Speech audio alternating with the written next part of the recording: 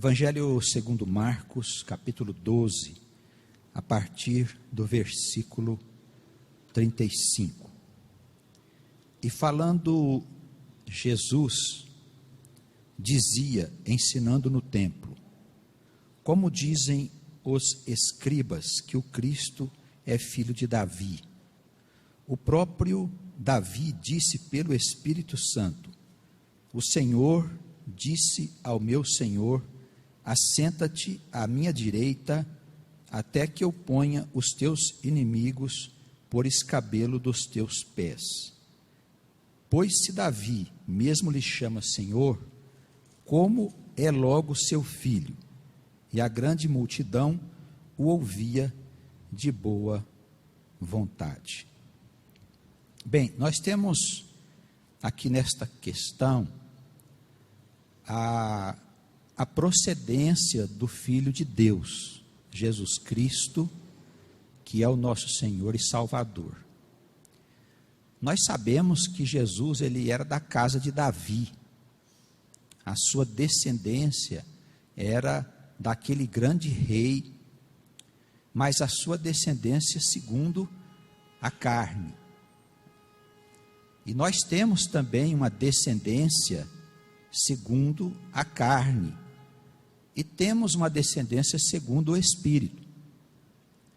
Nós, como crentes, como filhos de Deus, nós temos que compreender bem esses dois princípios. A família terrena, a família espiritual, a nossa origem carnal e a nossa origem espiritual. Era muito comum os mestres, eles colocarem algumas questões embaraçosas para deixar os seus interlocutores em dificuldades. Os escribas, os fariseus, era frequente as situações em que eles buscavam Jesus para criar embaraço para eles. E nessa passagem aqui, é Jesus que cria o embaraço para os escribas. Essa passagem em outros evangelhos, ela acontece com a narrativa citando os fariseus. Mas o que importa é que ele estava falando com os seus inimigos. Essas pequenas diferenças de narrativa e de personagens secundários existem mesmo quando nós estamos examinando os textos evangélicos e comparando um texto com o outro. Jesus, ele sabendo que os fariseus, os escribas e os religiosos daquela época diziam que o Cristo, o Messias esperado, que eles esperavam, ele seria filho de Davi, ele pega e cita aqui o Salmo 110, aonde o rei Davi, ele faz esta colocação: o Senhor disse ao meu Senhor: assenta-te à minha direita, até que eu ponha os teus inimigos por escabelo dos teus pés. Então, a passagem, quando nós examinamos nos textos antigos, nós vamos encontrar no Salmo 110, esse primeiro Senhor, aí que está aqui no texto, é o Senhor Yahvé, né, ou Jeová, que é Deus para nós no Novo Testamento. Esse segundo Senhor seria aquele Adonai no Antigo Testamento, que é Cristo para nós. Então, o que ele está dizendo aqui seria mais ou menos assim: Deus disse a Jesus, né, que é o Senhor: assenta-te à minha direita, até que eu ponha os teus inimigos por escabelo dos teus pés. E se refere aqui à ascensão de Cristo aos céus, tendo sido ele colocado à direita do Pai, até que se cumprisse esse período em que os inimigos seriam separados, os inimigos do Senhor, aqueles que respondem pelas as coisas ruins nesse mundo, de maneira que no final dos tempos eles seriam tirados do mundo, para que Cristo pudesse estabelecer o seu reino, tendo vitória sobre todas as coisas. Tá bem? Os fariseus, os escribas, eles ficavam sempre embaraçados diante desta colocação, porque para eles existia apenas a procedência carnal e genética. Eles davam muita importância a essas raízes humanas. E nos nossos dias também, os religiosos, de uma maneira geral, eles estão destituídos do conhecimento da origem espiritual. Alguns pensam que Jesus teria sido criado no tempo da concepção pelo Espírito Santo. Mas Jesus, como a própria Escritura testifica, ele já existia antes de ter nascido aqui no mundo. Esse Senhor, a quem o Davi sempre se refere nos Salmos, em muitas passagens ele está se referindo ao próprio Jesus. Era o Senhor que guiava a sua vida e que o havia perdoado dos seus pecados, né? E tinha escolhido ele, esse pecador arrependido, para que o Espírito Santo pudesse escrever essas belas passagens chamadas Salmos, que são versos e poemas que nos ajudam a compreender melhor a nossa natureza pecaminosa e como nós podemos nos arrepender, né, e nos livrarmos de uma vez por todas da condenação da lei, da condenação do pecado. Tá bem? Como os escribas aqui, neste evangelho, eles desconheciam a origem espiritual do Senhor, eles não sabiam como responder. Por que é que Davi chama ele de Senhor, se o Messias seria o seu filho? Na verdade, aqui o Senhor é Senhor de todos nós, inclusive Senhor do Davi e de todos os crentes em todos os tempos. Tá bem? Os irmãos compreenderam direitinho até aí? Vamos dar uma olhadinha lá no Salmo 110, onde é feita essa afirmativa. Pastor?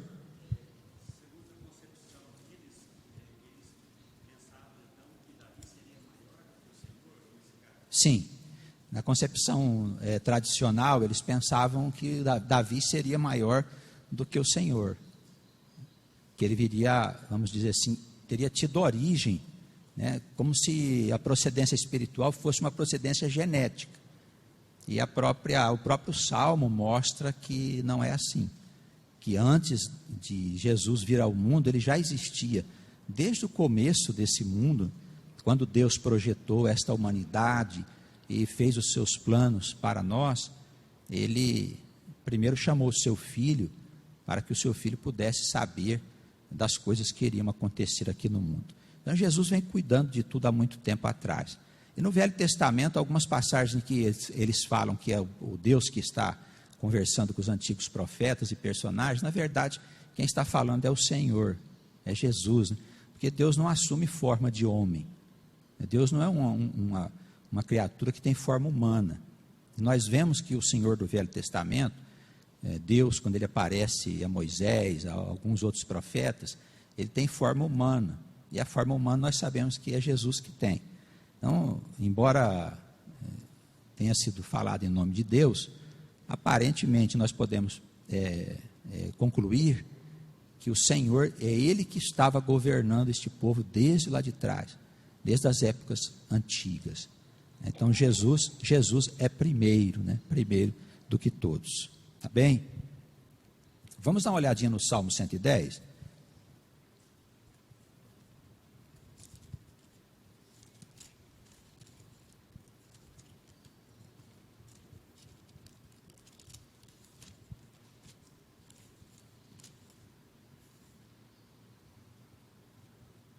Este salmo, ele prenuncia o reino do Messias.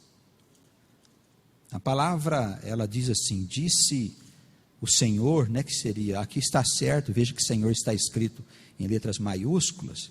Quando está escrito em letra maiúscula, a palavra Senhor significa o Senhor Deus.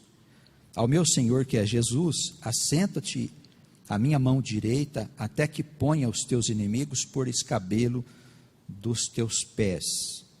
O Senhor enviará o cetro da tua fortaleza.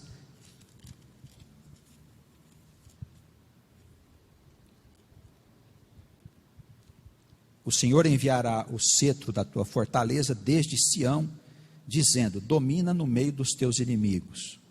O teu povo será muito voluntário no dia do teu poder. Nos ornamentos de santidade, desde a madre da alva, tu tens o orvalho da tua mocidade. Jurou o Senhor e não se arrependerá. Tu és um sacerdote eterno, segundo a ordem de Melquisedeque. O Senhor, à tua direita, ferirá os reis no dia da sua ira. Julgará entre os gentios. Tudo encherá de corpos mortos. Ferirá os cabeças de muitos países. Beberá do ribeiro no caminho, por isso exaltará a cabeça. Bem, sem a necessidade da gente interpretar todo o salmo, ele diz aqui que o Senhor terá um povo no tempo da ira, um povo muito dedicado a Ele, que é aquela geração bendita que se refere Pedro, né, que alguns apóstolos se referiram nas suas cartas. E a gente vê falar aqui de um sacerdócio, que é o sacerdócio da ordem de Melquisedeque, aquele antigo sacerdote que Abraão pagou os dízimos, a quem não se sabe direito a origem. Esse sacerdote foi levantado por Deus, ele não era do povo de Deus, esse Melquisedeque, na época do velho Abraão, o pai da fé, né, o antigo Abraão. E esse Melquisedeque acabou sendo a figura dos sacerdotes que são levantados por Deus segundo o Espírito, e não segundo a formação levítica. Isso faz uma grande diferença. E na igreja de Jesus, na igreja de Cristo, ou na igreja primitiva, o sacerdote ele era levantado pelo Espírito Santo, e não pela formação levítica. Não era um homem que ordenava um pastor. O Melquisedeque nunca foi ordenado, foi um sacerdote levantado por Deus. E Jesus também foi assim. Os fariseus tinham uma grande inimizade por ele, por causa que ele não tinha formação nas suas escolas. Ele apareceu pregando pelo Espírito Santo e cumprindo um ministério de grande poder e glória, a que irritava muitos fariseus. Então eles acabaram matando o Senhor por causa dos seus ensinamentos. Tá bem? Então esse Melquisedeque aí, a gente vai ver um pouquinho mais sobre ele, depois que a gente for estudar Hebreus, né? Hebreus fala muito sobre o sacerdócio levantado pelo Espírito. Tá bem? Nós vemos aí no finalzinho falar sobre o mundo que se encherá de corpos mortos e muitos países serão feridos no seu governo. Vamos retornar lá no nosso estudo.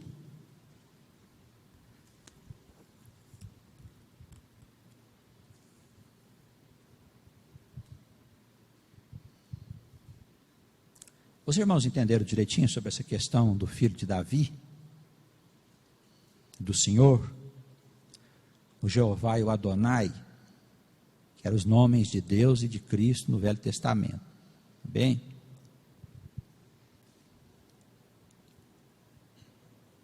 A partir do versículo 38, o Senhor faz aqui algumas advertências acerca da vaidade e dos cuidados que nós precisamos ter para nós não sermos envolvidos pelo espírito daqueles religiosos que viveram no tempo de Jesus. O Senhor, ele diz aí, falando com eles, com as pessoas que estavam ali, dizia: guardai-vos dos escribas que gostam de andar com vestes compridas e gostam de saudações nas praças, e das primeiras cadeiras nas sinagogas e dos primeiros assentos nas ceias, daqueles que devoram as casas das viúvas, e isso com pretexto de largas orações. Estes receberão mais grave condenação. Mas Jesus faz aqui uma advertência acerca da hipocrisia religiosa. Pessoas que gostam de ocupar os primeiros lugares na igreja, que gostam de estar sempre por perto do pastor, né? Isso tem alguns que gostam de ficar grudados, né, nas autoridades, para que ele também possa ter uma certa visibilidade.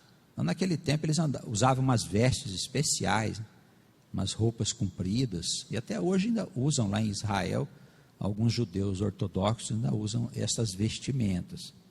Então Jesus diz para a gente guardar desses costumes.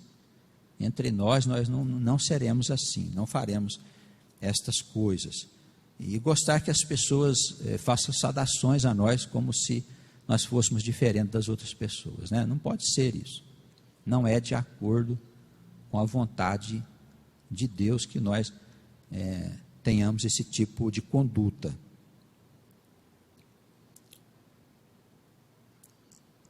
Algumas pessoas até se sentem ofendidas por não serem saudadas, né? Tem essas coisas na igreja de Jesus.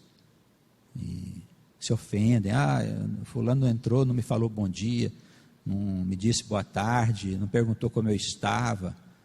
A gente não pode se deixar levar por este espírito, porque nós, se temos Jesus e se já encontramos o caminho, Cristo é a nossa suficiência.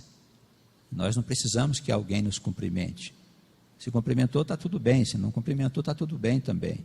Não é? Pode ser que não cumprimentou porque não viu, porque está distraído, está ocupado com alguma coisa, e vai gerar um desentendimento com os irmãos só por causa de um fato tão sem importância como é um cumprimento. Mas há irmãos que se deixam conduzir por esse tipo de ideia. Isso é um espírito antigo. Nós temos que estar atentos, combatendo este mal. Tá bem? Pessoas que gostam de destaque, de sentar nos primeiros lugares nas ceias. Tem igrejas que fazem da ceia uma grande confusão. Aquilo, para entrar na ceia, lá precisa ter qualificativos. Parece até que não é uma ceia dos irmãos. Quem é separado não pode entrar, quem é desquitado não pode. É uma coisa muito triste. Como se a ceia fosse uma coisa de santos e puros, e não um encontro de pessoas pecadoras, né, que decidiram deixar o pecado. E nestas ceias, que são guiadas por esse espírito, nessas ceias sempre acontecem esses destaques, né? E tem pastor até que ele dá-lhe uma certa relevância a algumas personalidades por determinados interesses não muito espirituais, e forma disputas dentro da igreja e situações que só trazem prejuízo para a estabilidade espiritual. Tá bem? Esses que devoram as casas das viúvas, as viúvas eram pessoas frágeis. Elas, quando perdiam seus maridos, a mulher hoje ainda trabalha, ainda consegue ganhar o seu pão. Naquela época era muito difícil a questão da viuvez. E havia religiosos que se aproveitavam da fragilidade, com pretextos de orações e de ajudar a viúva, e se aproveitava dela, né? E se aproveitava dos bens dela.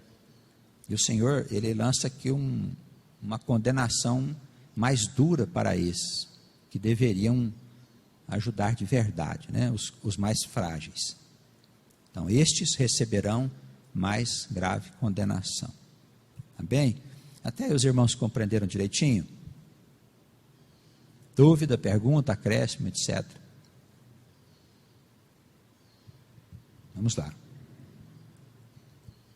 Passagem da viúva pobre. Estando Jesus assentado defronte da arca do tesouro, observava a maneira como a multidão lançava o dinheiro na arca do tesouro. E muitos ricos deitavam muito. Vindo, porém, uma pobre viúva, deitou 2 pequenas moedas que valiam meio centavo. E chamando os seus discípulos, Jesus disse: em verdade vos digo que esta pobre viúva deitou mais do que todos os que deitaram na arca do tesouro, porque todos ali deitaram daquilo que lhe sobrava. Mas a viúva, da sua pobreza, deitou tudo o que tinha, todo o seu sustento. Esta passagem, embora bem curtinha, ela serve de uma instrução profunda para a igreja, porque não vemos aqui Jesus falar de dízimos. aqueles que nos nossos dias cobram dízimos, eles divergem dos ensinamentos fundamentais das Escrituras, no que toca o Novo Testamento, e também naquilo que toca ao Velho Testamento, porque o dízimo não era pago mensalmente, né? O dízimo era uma parte dos bens que a pessoa tinha, era entregue uma vez por ano aos sacerdotes, para que eles pudessem, com esses recursos, atender à necessidade das pessoas pobres, os indigentes, as viúvas, os órfãos, os estrangeiros que estavam ali sem ter como viver. Os dízimos tinha essa finalidade no ponto de vista do Velho Testamento.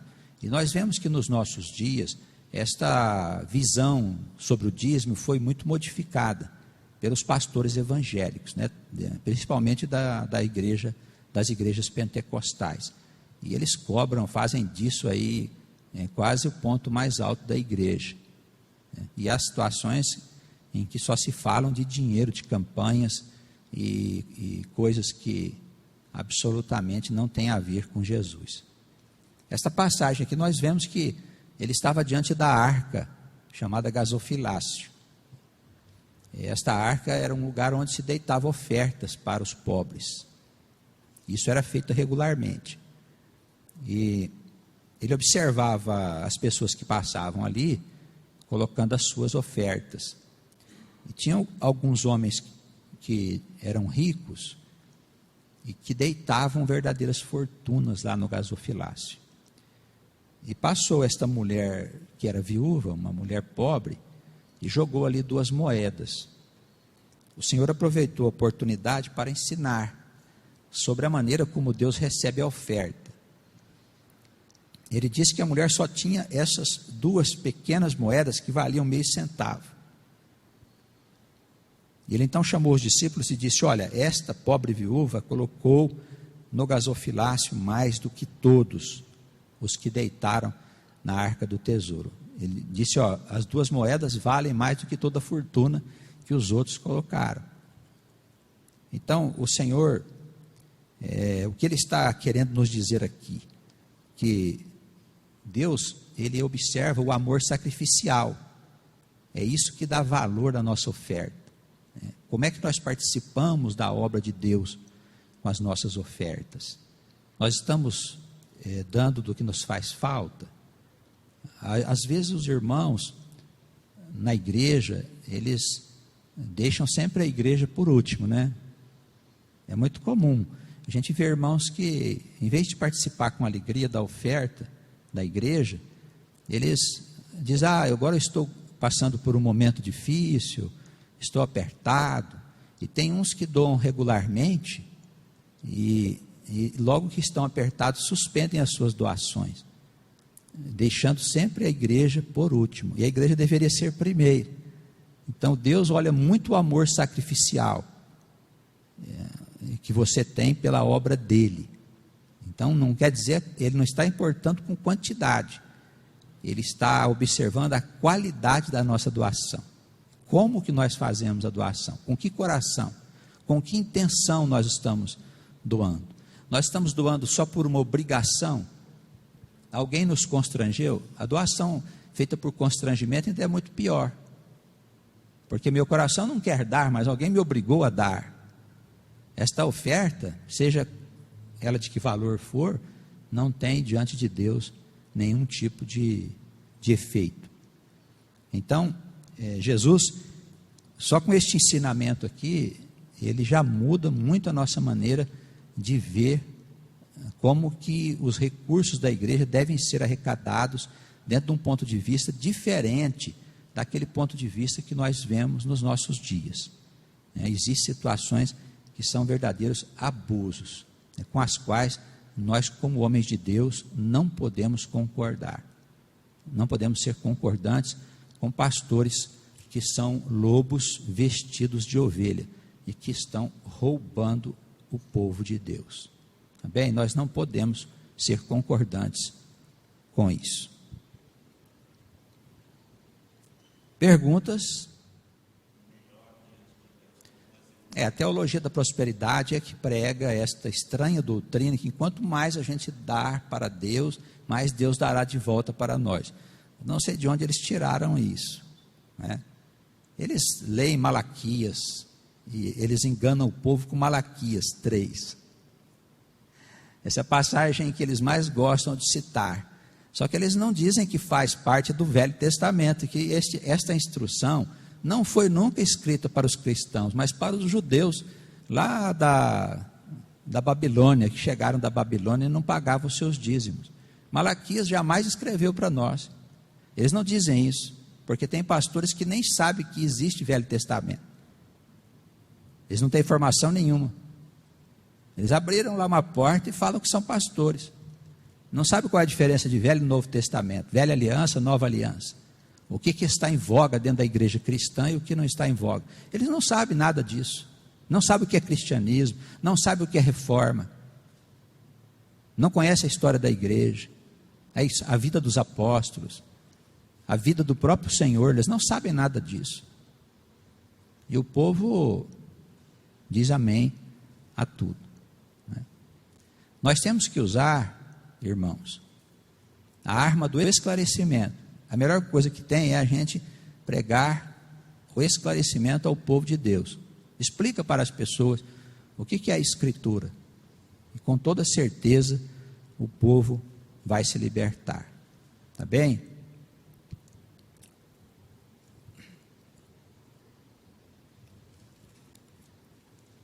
Mais alguma questão que seria interessante comentarmos? Nós vamos deixar o capítulo 13 para a próxima semana, pois vamos falar sobre o fim do mundo. Esse capítulo 13 aqui é um capítulo extenso, e a gente vai ter que fazer abordagens de vários aspectos da profecia, e nós vamos precisar de tempo para isso. Mas vamos fazer só uma pequena introdução, e na próxima semana, a gente volta aqui no começo deste capítulo. No capítulo 13, versículo 1. Saindo ele do templo, disse-lhe um dos seus discípulos: Mestre, olha que pedras e que edifícios. E respondendo Jesus, disse-lhes: Vês estes grandes edifícios? Não ficará pedra sobre pedra, não ficará pedra sobre pedra que não seja derrubada. E assentando-se ele no Monte das Oliveiras, defronte do templo, Pedro e Tiago e João e André lhe perguntaram em particular: Dize-nos, quando serão estas coisas, e que sinal haverá quando todas elas estiverem para se cumprir? E Jesus então começou a instruir a respeito do fim do mundo. Existem alguns teólogos que fazem alguma confusão acerca desses primeiros versículos.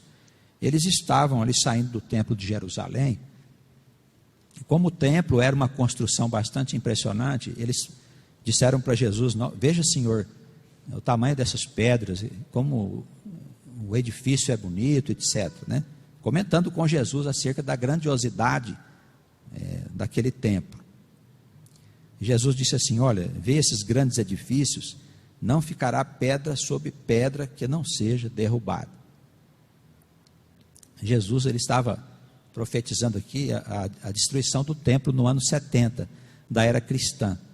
E depois, em particular, ele começa a falar do fim do mundo, e não da derrubada do templo, o que levou alguns teólogos a acharem que o Apocalipse já tinha acontecido, que ele aconteceu no ano 70, embora outros eventos narrados na profecia não tivessem acontecido. Não podemos misturar essas duas coisas, tá bem? Em toda introdução do capítulo 24 de Mateus também, onde há uma descrição detalhada sobre o fim do mundo, na introdução acontece essa mesma narrativa aqui. Então, não confundir a destruição do templo de Jerusalém no ano 70 da era cristã com o fim do mundo, que está logo a seguir aí nas palavras do Senhor. Tá bem? Alguma coisa a respeito? Sidney? Sim.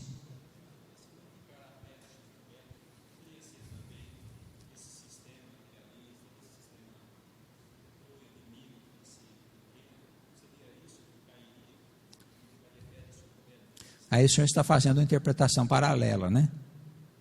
Tá certo? Pode-se falar que ele estava dizendo que todo o sistema que é contra Deus seria destruído um dia, não ficaria pedra sobre pedra.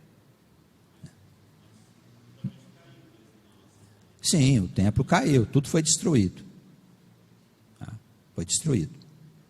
Do templo só sobrou o Muro das Lamentações, que está lá um pedaço, que o pessoal fica lamentando lá, os judeus, né? De vez em quando aparece Israel lá, o Muro das Lamentações. Até pouco tempo as mulheres não podiam orar lá. Agora liberaram para as mulheres, porque está liberando geral no planeta inteiro, né? Então, todo mundo à vontade para fazer o que quer. E as mulheres começaram a ir lá no templo, no Muro das Lamentações, né? Os judeus ortodoxos ficaram muito bravos com as mulheres.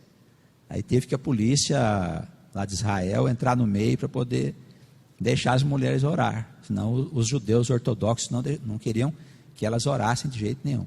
A mulher até hoje é considerada por eles uma peça secundária. Só homens que oravam lá no Muro das Lamentações. Mais algum comentário, queridos? No horário, vamos fazer o encerramento? Pastor Joel ora por nós?